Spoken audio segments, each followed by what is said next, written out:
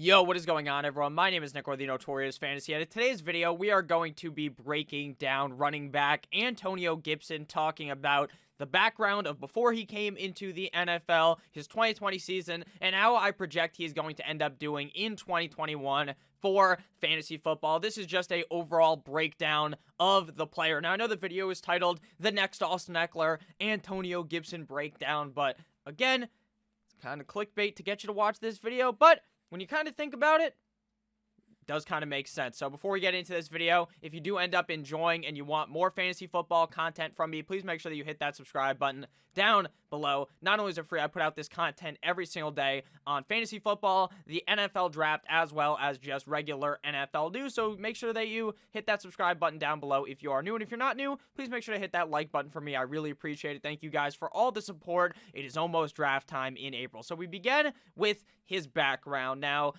Antonio Gibson wasn't one of those college players that many people would have known. Now, obviously, there's going to be guys that follow the NFL draft and people that follow college football that knew exactly who Antonio Gibson was, but coming into the NFL draft in 2020, he got drafted in the third round to the Washington football team. But he kind of had what I would describe as just an unknown factor. I say this because his 2 years at Memphis, he was listed as a wide receiver / running back. So that's a big mystery right there. And he was barely getting any touches. His junior year, which is the first time he played college football at Memphis, at least according to all the stats I've looked like, he had 0 rushes. He did have 6 catches on 8 targets in 5 games for 2 touchdowns and 99 receiving yards. And then in his senior year, you're like, oh, this guy had to have went absolutely crazy to get drafted in the 3rd round, right? No, because in his senior year, 2019, he was barely touching the ball. He only had 33 rushes for 369 rushing yards. Very nice. 11.2 yards per carry and 4 rushing touchdowns. He also had 38 receptions on 56 targets for 735 receiving yards and 8 receiving touchdowns.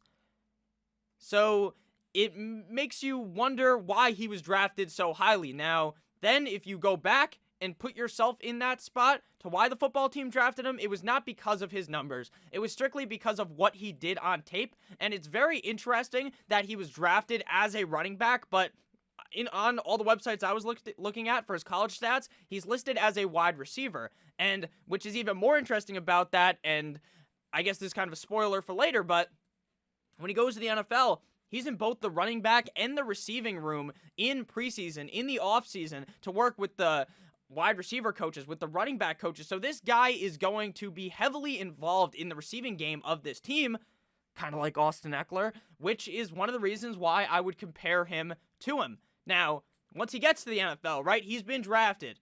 Now he's buried in the depth chart, right?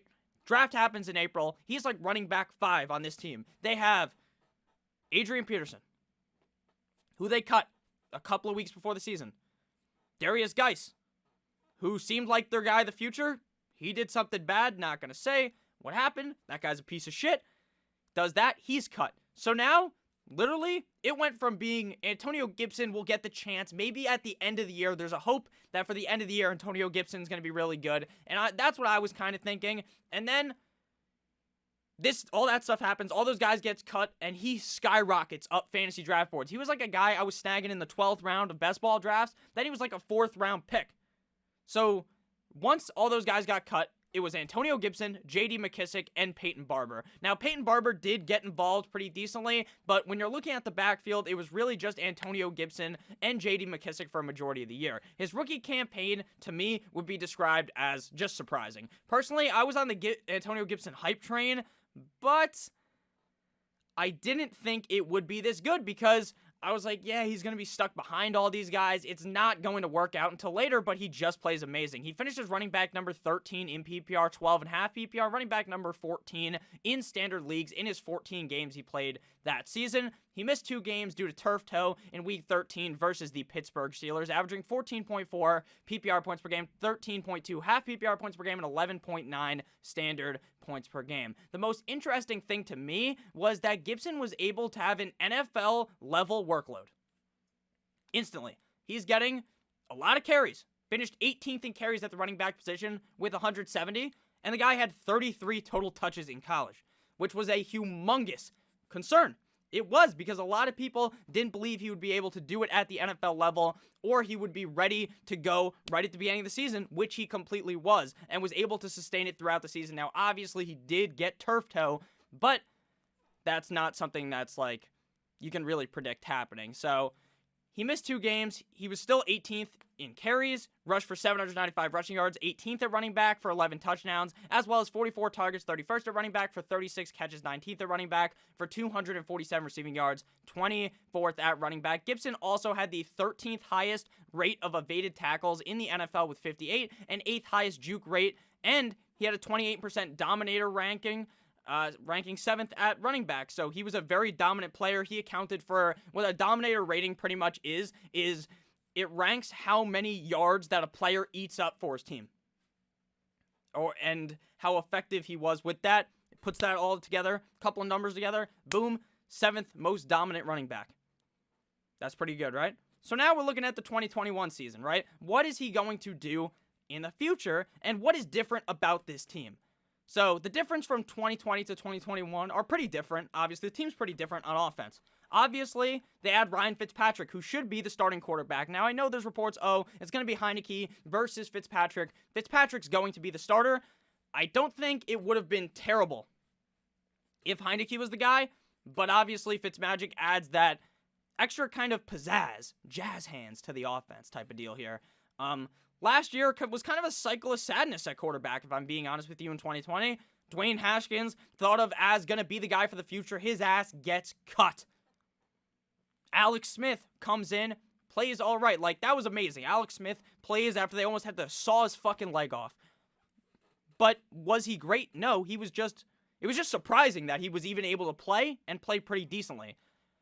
So, like I said, I think things would have been fine with Heineke, but the addition of a guy like Fitzgerald or Fitzmagic, I should say, will be able to help out Antonio Gibson because they're going to be able to move the ball much better. I also believe that the addition of a true wide receiver number 2 on the team, because in the past, last year, it's Terry McLaurin and a couple of guys named Sims and Logan Thomas. Like, it's Terry and Logan Thomas. Now, they get a true wide receiver number 2 in Curtis Samuel of the Carolina Panthers, which is going to help the offense out again, help Fitzmagic out, and help move the ball so that Antonio Gibson can possibly score 11 fucking touchdowns again. The football team also didn't add any competition in the running back room that is major enough to talk about. Now, obviously, Nick, they could draft Najee Harris in the draft or Javonte Williams. They're not going to do that. They already drafted Antonio Gibson and have seen the talent that the guy possesses. So, overall, my verdict is that Antonio Gibson is very good. He is not in the perfect situation, as McKissick will continue to get work, so he's not going to be one of those workhorse backs in the NFL, but in my opinion, he doesn't need to be a workhorse back to finish as a top 10 guy, top 8 guy. I'm not sold in that he really has the potential to be a top 5 guy unless McKissick gets hurt or unless the Washington football team's offense is fucking firepower like it has the potential to be.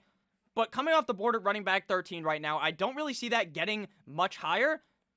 To me, he's a very safe pick at that spot, and I'd be very happy owning Antonio Gibson on multiple rosters due to his talent, the team getting better, and just strictly based on what I saw last season. So let me know down below what you guys think about Antonio Gibson. Were you guys a little concerned about him coming into the NFL, or were you a little bit more on the hype train? I was kind of on the hype train, but like I said at the beginning, I really genuinely did not think Antonio Gibson was going to be able to go from 33 fucking carries in college to that many carries, barely get hurt, and be super effective. I just frankly did not see that coming.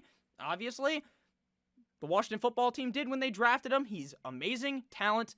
This team is going to be good. I'm telling you, the Washington football team's offense is going to be moving with Fitzpatrick, so I'm very confident in Antonio Gibson as a top 12 running back with the potential to be like a top 8, top 7 guy in fantasy football. And what's surprising is that Antonio Gibson's numbers aren't overly exaggerated by the receiving points, right? Like, he's still great in PPR, but he's also doing really good in standard. He's not just a receiving back. So maybe, just maybe, 2021 is the huge blast-off year for Antonio Gibson. He's a guy I'm going to try to snag on multiple rosters, like I said. So again, let me know down below what you guys thought about this Antonio Gibson video.